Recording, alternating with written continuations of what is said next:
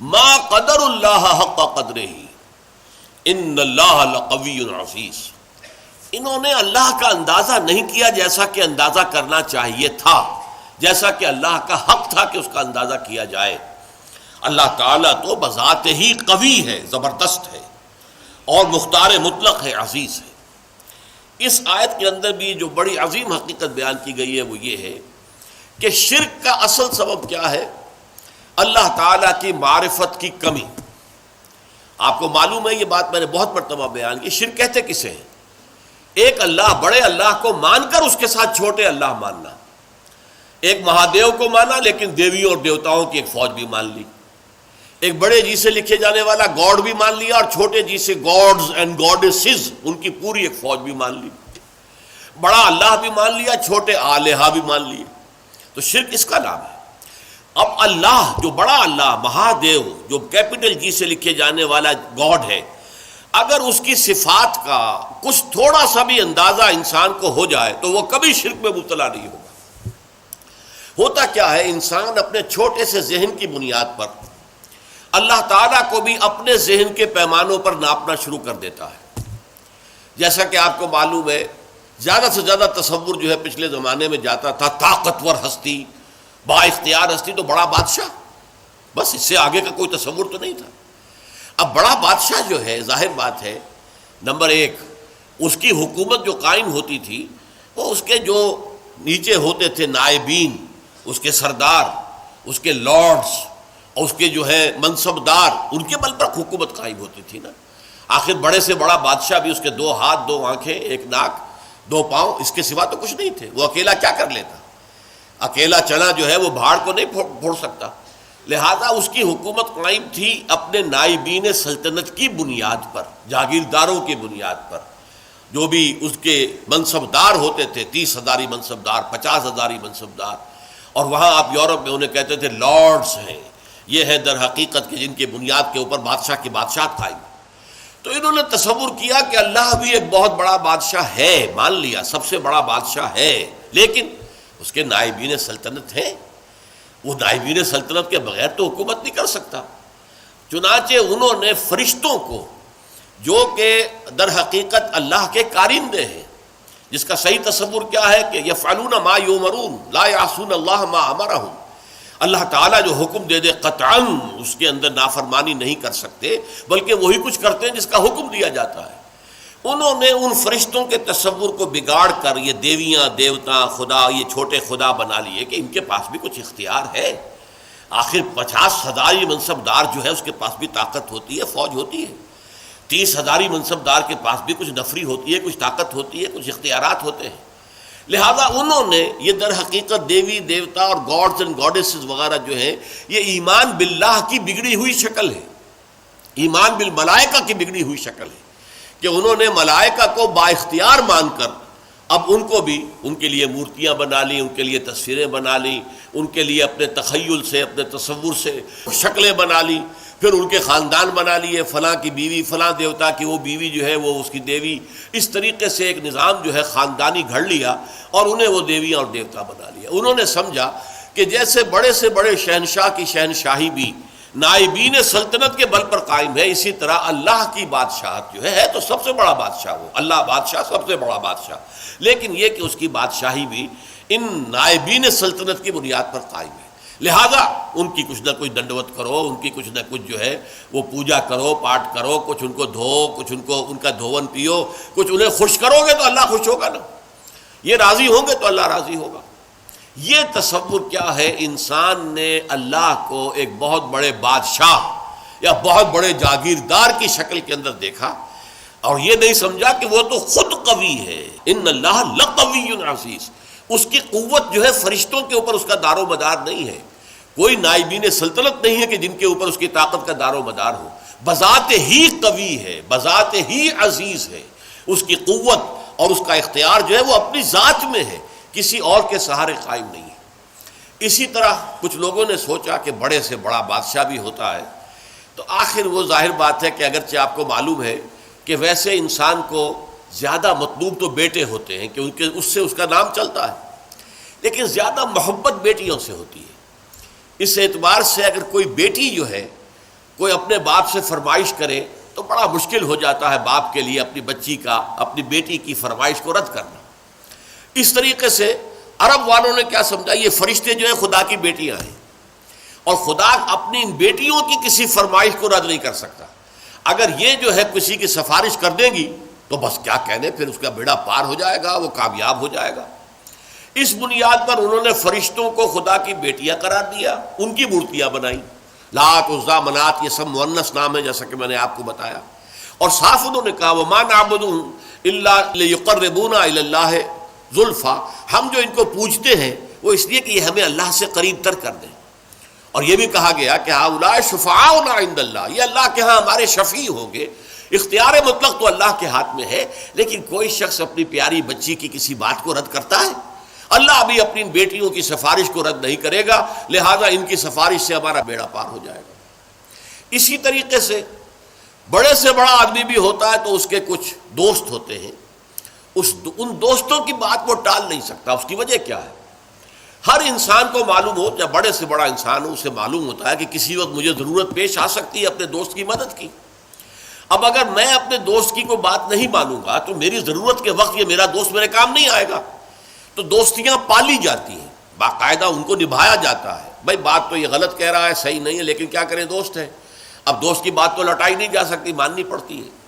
اسی سے تصور بنا اللہ کے اولیاء، اللہ کے دوست، جتنے بھی عظیم انسان گزرے کہ جو اپنی جگہ پر اللہ کے بندے تھے، بالکل اللہ کی بندگی ہی پر وہ فخر کرتے تھے، اور وہ اللہ کے سامنے سر تسلیم جو ہے جھکائے رکھتے تھے، لیکن ان کے تقوی، ان کے زہد کی بنا پر انہیں جب اولیاء اللہ قرار دے دیا گیا تو وہ اللہ کے دوست ہیں، اللہ کے ولی ہیں۔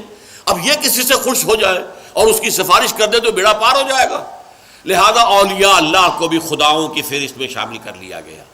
چنانچہ یہ بات تقریباً اجماعی ہے کہ یہ جو قوم نوح کے بت تھے، وہ بت تمام کے تمام اولیاء اللہ، اس قوم کے اندر جو اولیاء اللہ گزرے تھے، بڑے نیک لوگ، زاہد و عابد، اللہ کے محبت کرنے والے، اللہ کے لیے اپنی پوری زندگی لگا دینے والے، ان کے ناموں پر انہوں نے بت گھڑ لیے تھے۔ اب آج ہمارے ہاں یہ صرف کمی ہوئی ہے کہ بت نہیں ہے، لیکن قبروں کے ساتھ وہی معاملہ ہو رہا ہے۔ قبروں کو دھویا جا رہا ہے، دودھ سے دھویا جا رہا ہے، کسی عرق گلاب سے دھویا جا رہا ہے، اور پھر ظاہر بات ہے کہ اس میں سے کوئی ایک گلاس بھر کے لے آئے تو گویا کہ بڑا تبرک اس کو مل گیا، اسے سنبھال کر رکھے گا۔ یہ سارا کام کیا ہو رہا ہے؟ وہ یہی ہے کہ اولیاء اللہ ہیں، اللہ کے اولیاء ہیں، یہ راضی ہو جائیں، یہ خوش ہو جائیں، یہ کسی کی سفارش کر دیں تو بیڑا پار ہو جائے گا۔ اس لیے کہ آپ کو معلوم ہے کہ بڑے سے بڑا شخص بھی اپنے دوستوں کی بات تو رد نہیں کر سکتا نا۔ اب یہ ساری چیزیں کیوں ہو رہی ہیں؟ کہ تم نے اللہ تعالیٰ کو انسان سمجھا ہے اور بڑے سے بڑے انسان پر قیاس کر لیا ہے۔ بادشاہ ہو، بہت بڑا جاگیردار ہو، عام ایک کاشتکار جو ہے غریب، وہ شاید بادشاہ کو بھی نہ جانتا ہو کس بلا کا نام ہے، اسے تو معلوم ہے ہمارا جاگیردار ہے، جو چاہے کرتا ہے، جس کی بیٹی چاہے اٹھا کر لے گا، جس کا جو چاہے کام کرے، اس کو کوئی چیلنج نہیں کر سکتا، اس کے اختیارات مطلق ہیں، بس جاگیردار۔ اسی پر انہوں نے قیاس کر کے اللہ تعالیٰ کے ساتھ یا نائبین سلطنت گھڑ لیے، یا اللہ کی بیٹیاں بنا لی، یا اللہ کے بیٹے بنا لیے، یا یہ کہ اولیاء اللہ کے ساتھ وہ معاملہ کرنا شروع کر دیا جو اللہ کے ساتھ کرنا چاہیے تھا۔ یہ ہے اصل سبب، ما قدر اللہ حق قدرہ، وہ اللہ کا اندازہ نہیں کر سکے۔ اللہ کی حکومت کسی کے بل پر قائم نہیں ہے، اللہ کسی کا دست نگر نہیں ہے، اللہ کو کسی کی حمایت کی ضرورت نہیں ہے، اللہ بذات ہی القوی ہے، اسے کسی فرشتے کی حاجت نہیں ہے، جو چاہے جب چاہے بغیر کسی فرشتے کو بیچ میں لائے ہوئے اللہ تعالیٰ کر سکتا ہے۔ آنے واحد کے اندر اس کا ایک حرف کن ہوگا اور بڑی سے بڑی بات ہو جائے گی۔ ہاں وہ چاہے تو فرشتے کو بھیج دے گا، جاؤ یہ کام اس طرح کر دو، لیکن نہیں، اس سے زیادہ حیثیت فرشتے کی نہیں ہے۔ وہ اللہ کے فرشتادے ہیں، اللہ کے کارکن ہیں، اس کے سوا کچھ نہیں۔ اولیاء اللہ کے دوست ہیں، یقیناً کوئی شک نہیں، لیکن یہ کہ ان کے ہاتھ میں اختیار مطلق نہیں ہے کہ جس کو چاہے بخشوا دے۔ اللہ تعالیٰ کا اختیار ہے، وہ جس کی چاہے گا شفاعت سنے گا، مانے گا، جس کو اجازت دے گا وہ صرف شفاعت کے لیے زبان کھول سکے گا۔ یہ ساری چیزیں جو ہیں یہ تمام اپنی اپنی جگہ پر بیٹھ جائیں تو پھر شرک کا خاتمہ ہو جائے گا، اللہ تعالیٰ کی عظمت جو ہے وہ دل پر اجاگر ہو جائے گی۔ اب اسی پر قیاس کیجئے، جو اللہ کی عظمت کا اندازہ کر لے، جو اللہ کے حسن و جمال کی کوئی جھلک دیکھ لے، کیا وہ دنیا میں کسی اور شے کا پرستار ہو سکتا ہے؟ اللہ کا حسن، اللہ کا کمال، اللہ کا جمال، اللہ کی قدرت کاملہ، اللہ کا علم کامل اگر کوئی اندازہ ہو جائے تو کیا آپ اپنے نفس کے غلام بن سکیں گے؟ افرأیت من اتخذ الہہ ہواہ، کیا آپ وطن کو معبود بنا سکیں گے؟ ان تازہ خداؤں میں بڑا سب سے وطن ہے، جو پیرہن اس کا ہے وہ مذہب کا کفن ہے۔ کیا آپ نیشنلزم کے بخار میں مبتلا ہو سکیں گے؟ کیسے ممکن ہے؟ کیا کوئی جھوٹا نظریہ جو ہے ایک تصور کے حسن مبہم پر ساری ہستی لٹائی جاتی ہے؟ کمیونسٹوں نے اپنی جانیں دی ہیں کس لیے کہ ایک آئیڈیل خواب ان کو لوگوں نے دیکھا کہ کلاس لیس سوسائٹی ہمیں بنانی ہے، جس میں استحصال نہ ہو، جس میں کسی پر جبر نہ ہو، کسی پر ظلم نہ ہو۔ ایک خواب تھا، تصور تھا، وہ ایک دن کے لیے بھی نظام قائم نہیں ہو سکا، لیکن جن لوگوں نے اس تصور کے اور اس خواب کو قبول کر کے جانیں دی ہیں، آپ ان کا تصور کیجئے۔ ایک تصور کے حسن مبہم پر ساری ہستی لٹائی جاتی ہے، ساری ہستی لٹا دی، لوگوں نے جانیں دے دی۔ تو لیکن یہ کہ اللہ کا اگر انسان کو اللہ کی معرفت کا کچھ حصہ حاصل ہو جائے، اللہ کی قدرت کاملہ، اللہ تعالیٰ کا علم کامل، اللہ تعالیٰ کا ہر جگہ ہر آن موجود ہونا، اللہ کا ہمارے ساتھ ہونا، ہماری رگے جاں سے بھی قریب تر ہونا، یہ ساری اس کی صفات کمال جو ہے، اگر واقعتاً اس کی کوئی جھلک انسان دیکھ پائے، دیکھیے میں کہہ رہا ہوں دیکھ پائے، ایک یہ کہ عقیدہ ہے ہمارا، عقیدہ اور شے ہے، اگر آپ کو یہ محسوس ہونے لگے، اگر یہ آپ کا حال بن جائے، اگر یہ آپ کی وجود کے اندر سرایت کر جائے، تو یہ ہے پھر سب سے اونچا مقام، یہ ہے کہ جس سے پھر آپ بری ہو جائیں گے ہر نوع کے شرک سے۔ کیا فرشتے اور کیا اولیاء اللہ اور کیا انبیاء اور رسول، انبیاء اور رسول بھی اللہ تعالیٰ کے ایک کام کے اوپر معمور ہے، وہ تو کانپتے رہتے تھے کہیں ہم سے کمی نہ ہو جائے، کہیں ایسا نہ ہو کہ ہماری طرف سے تو کوتاہی نہیں ہو رہی، کہیں اللہ تعالیٰ کے ہاں ہم نہ پکڑے جائیں کہ یہ لوگ ایمان اس لیے نہیں لا رہے کہ شاید ہماری طرف سے تبلیغ اور دعوت میں کوئی کمی ہو رہی ہو۔ ان کا حال تو یہ ہوتا تھا۔ اولیاء اللہ کا معاملہ کیا تھا؟ یقیناً انہوں نے اپنی زندگیاں جو ہے لوگوں کو خیر کی طرف دعوت دینے میں صرف کی ہے، لیکن خود ان کی اپنی زندگی دیکھو، وہ مکمل عبد تھے۔ سب سے بڑھ کر یہ کہ محمد الرسول اللہ جو حبیب اللہ ہے صلی اللہ علیہ وسلم، ان کی بھی نسبت عبدیت مقدم ہے، نسبت رسالت مؤخر ہے۔ اشہد ان لا الہ الا اللہ وحدہ لا شریک لہ واشہد ان محمدًا عبدہ ورسولہ، عبدیت مقدم ہے، رسالت مؤخر ہے اس پر۔ آپ کی اصل نسبت جو ہے، میں نے بارہا اس کو بیان کیا ہے، قرآن مجید میں جہاں کہیں بھی ایسا مقام آتا ہے کہ بہت ہی شفقت اور محبت اور اپنائیت کا اظہار ہو حضور کے لیے، وہاں حضور کی نسبت عبدیت کو واضح کیا جاتا ہے۔ سبحان الذی اسریٰ بعبدہ لیلا من المسجد الحرام الی المسجد الاقصی، یہ کیا تھا؟ اس قدر بڑا واقعہ ہو رہا ہے، معراج کا واقعہ ہو رہا ہے، لیکن کیا عبد کا لفظ لایا گیا، سبحان الذی اسریٰ بعبدہ، جو اپنے بندے کو لے گیا۔ عبدہ جو ہے وہ اصل نسبت ہے۔ سورہ کہف کے اندر الحمدللہ الذی انزل علی عبدہ الکتاب ولم یجعل لہ عوجا، تبارک الذی نزل الفرقان علی عبدہ لیکون للعالمین نذیرا۔ عبدیت ہے اصل نسبت محمد الرسول اللہ صلی اللہ علیہ وسلم کی۔ جب آپ کی عمر زیادہ ہو گئی تھی، اگرچہ آپ کی عمر جو ہے عام اعتبارات سے زیادہ نہیں ہوئی، لیکن یہ کہ بہرحال کچھ نہ کچھ آخری ایام میں آپ کا جسم بھاری بھی ہو گیا تھا، اور آپ رات کو جب کھڑے ہوتے تھے تو آپ کے پاؤں متورم ہو جاتے تھے۔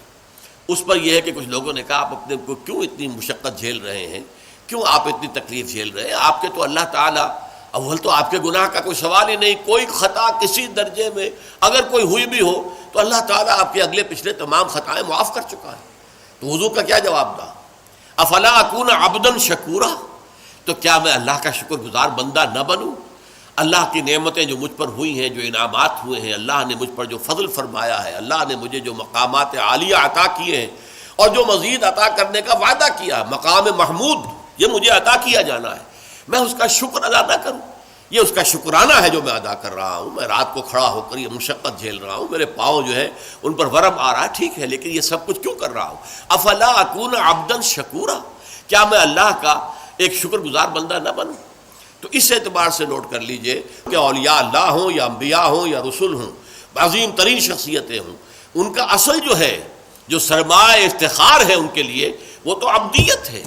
یہی وجہ علامہ اقبال نے بہت خوب انداز میں کہا ہے، جو معراج کی کیفیت کو بیان کیا کہ عبد دیگر عبدہو چیزیں دیگر، ما سراپا انتظار او منتظر۔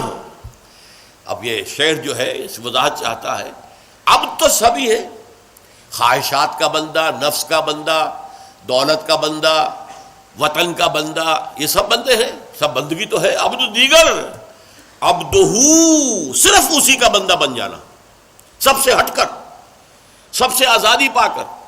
یہ ایک سجدہ جسے تو گراں سمجھتا ہے، ہزار سجدوں سے دیتا ہے آدمی کو نجات۔ وہ عبدہو جو صرف اللہ کا بندہ بن چکا ہو۔ عبدہو چیز دیگر، یہ شیء اور ہے۔ ما سراپا انتظار، او منتظر۔ ہم تو ہمیشہ انتظار میں رہتے ہیں کہ کبھی اللہ کی کوئی تجلی، کوئی کرن جو ہے وہ ہم میں بھی نصیب ہو جائے، اور ان کا انتظار کیا جا رہا تھا۔ شب معراج میں ان کے استقبال کی تیاریاں ہو رہی تھی، ہم منتظر ہیں، وہ منتظر تھے۔ ما سراپا انتظار، منتظر عربی میں معنی ہوں گے انتظار کرنے والا، اور منتظر مفعول ہے جس کا انتظار کیا جا رہا ہو۔ وہ منتظر، ان کا تو انتظار ہو رہا تھا، استقبال کی تیاریاں ہو رہی تھی۔ تو اس چیز کو ذہن میں رکھیے کہ یہ زمین و آسمان کا فرق ہو جاتا ہے جب انسان صرف اس کا بندہ بن جائے۔ اور صرف اس کا بندہ کب بنے گا؟ جبکہ حقیقتاً لا مطلوب الا اللہ، لا مقصود الا اللہ، لا محبوب الا اللہ۔ کوئی درمیانی مقاصد ہو سکتے ہیں، آخری مقصد اللہ۔ چھوٹی محبتیں ہو سکتی ہیں، اولاد سے بھی کرو، بیویوں سے کرو، بیویاں شوہروں سے کرے، اپنے وطن سے بھی کرو، لیکن یہ کہ سب محبتیں جو ہے وہ ایک محبت کے تابع ہو جائے، اللہ کی محبت کے تابع۔ یہ ہے لا محبوب الا اللہ، محبوب حقیقی، محبوب مطلق اللہ کے سوا کوئی نہیں، مطلوب حقیقی، مطلوب مطلق اللہ کے سوا کوئی نہیں، مقصود حقیقی، مقصود مطلق اللہ کے سوا کوئی نہیں۔ اور اگر انسان اللہ کو چھوڑ کر کسی اور شے کو اپنا مقصود اور آدرش اور آئیڈیل اور نصب العین بناتا ہے تو کیوں بناتا ہے؟ اس لیے کہ اس کا ذہن وہاں تک پہنچا ہی نہیں، اس کے بازو میں اتنی طاقت نہیں تھی کہ اپنی کمند کو پوری اونچائی تک پہنچا سکتا۔ یزداں بکمند داور ہے ہمت مردانہ، یہ ہمت مردانہ نہیں تھی کہ وہ جو ہے مطلوبیت اور مقصودیت اور محبوبیت کی کمند جو ہے وہ جا کر اللہ تعالیٰ کی ذات کے ساتھ چپک جائے، درمیان ہی میں کہیں اٹک گئی ہے، کہیں اپنے نفس کو معبود بنا لیا ہے، محبوب بنا لیا ہے، مقصود بنا لیا ہے، مطلوب بنا لیا ہے، کہیں وطن کو بنا لیا ہے، کہیں قوم کو بنا لیا ہے، کہیں کسی نظریے کو بنا لیا ہے، نظام کو بنا لیا ہے، انسانیت کو بنا لیا ہے۔ یہ سب جو ہے در حقیقت کیوں ہے کہ ما قدر اللہ حق قدرہ، وہ اللہ کا اندازہ نہ کر پائے، اس کے کمال و جمال کا، اس کے حسن کا، اس کی صفات کمال کا اندازہ نہیں کر پائے۔ دیکھیے قدر جو ہے عربی زبان میں اس کا اردو میں ترجمہ کریں گے بلکہ انگریزی میں ویلیو، اور جب یہ ورب کے طور پر آئے گا ٹو ایویلیویٹ، ہر شے کی آپ ایک قدر و قیمت کا تعین کرتے ہیں، یہاں یہ ورب کے طور پر آیا، قدر ویلیو ہے، اور قدر جب آیا قدر یقدرو، اس کے معنی کیا ہے؟ To evaluate. تو یہ اللہ کا اندازہ نہ کر سکے، اللہ کے صفات و ذات کی کوئی جھلک جو ہے صحیح معنی میں دیکھ نہ سکے، اس لیے ان کی کمند کہیں درمیان میں اٹک کر رہ گئی ہے، ان کا مقصود و مطلوب ذات باری تعالیٰ کے سوا کچھ اور بن گیا ہے۔ اللہ تعالیٰ ہمیں حقیقی معنی میں موحد، توحید پرست ہونے کی توفیق عطا فرمائے۔ بارک اللہ لی و لکم فی القرآن العظیم ونفعنی وإیاکم بالآیات والذکر الحکیم۔